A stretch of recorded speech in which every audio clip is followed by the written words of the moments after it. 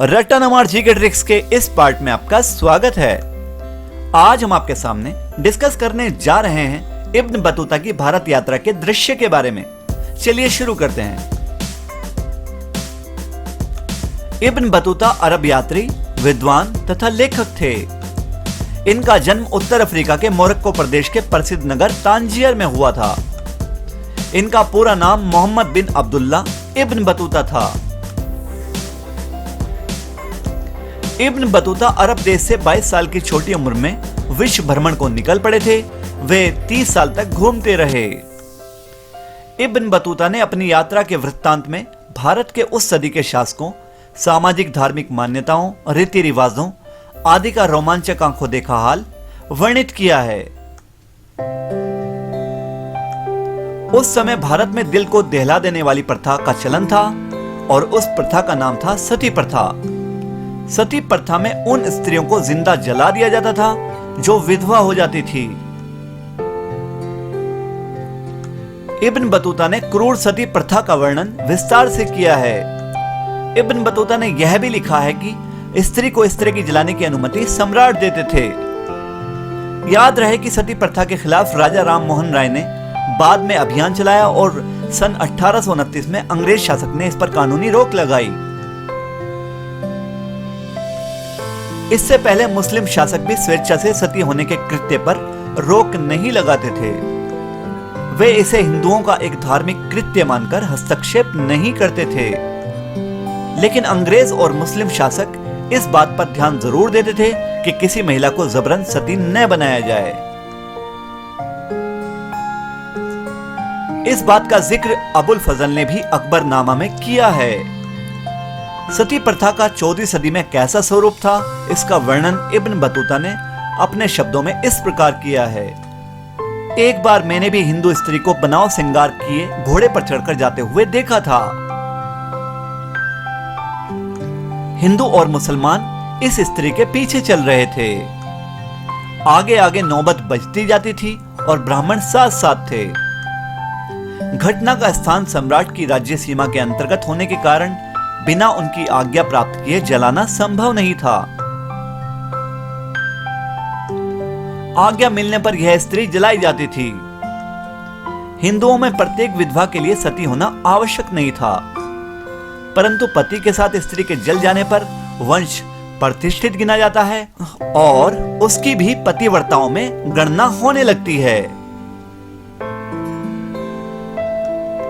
सती न होने पर विधवा को मोटे मोटे वस्त्र पहनकर महाकष्ट में जीवन तो व्यतीत करना ही पड़ता है, साथ ही वह पतिपरायण भी नहीं समझी जाती। एक युद्ध में मृत्यु प्राप्त 3 जवानों की विधवाओं के सती होने का विवरण देते हुए इब्न बतूता ने लिखा है कि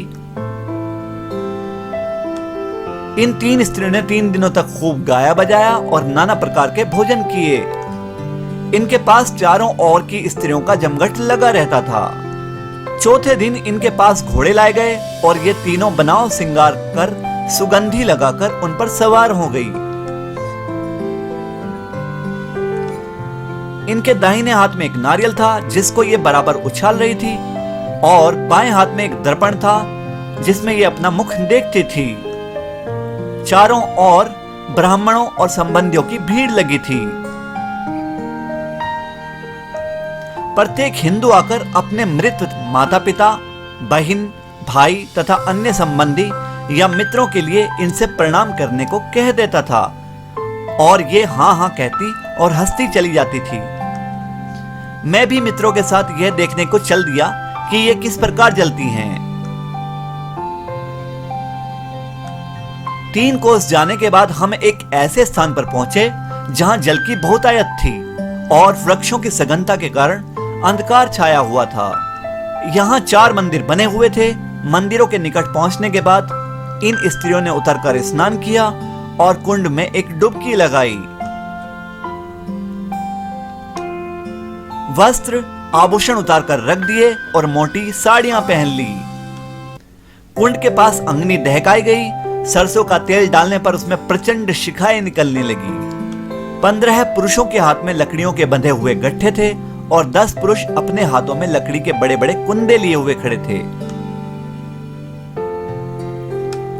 नगाड़े, नौबत और शहनाई बजाने वाले स्त्रियों की प्रतीक्षा में खड़े थे। स्त्रियों की दृष्टि से बचाने के लिए लोगों ने अंगनी को एक रजाई की ओट में कर लिया था, परंतु इनमें से एक स्त्री ने रजाई को बलपूर्वक खींचकर कहा कि क्या मैं नहीं जानती कि यह अंगनी है, मुझे क्यों डराते हो। इतना कहकर वह अंगनी को प्रणाम कर तुरंत उसमें कूद पड़ी। नगाड़े, ढोल, शहनाई और नौबत बजने लगी। पुरुषों ने अपने हाथों की पतली लकड़ियां डालनी प्रारंभ कर दी और फिर बड़े बड़े कुंधे भी डाल दिए गए, जिससे स्त्री की गति बंद हो गई। उपस्थित जनता भी चिल्लाने लगी। मैं यह हृदय द्रावक दृश्य देखकर मूर्छित हो घोड़े से गिरने को ही था कि मेरे मित्रों ने मुझे संभाल लिया और मेरा मुख पानी से धुलवाया। इसके बाद मैं वहां से लौट आया। इस घटना के बारे में यदि आप कुछ लिखना चाहते हैं तो हमें कमेंट कीजिए।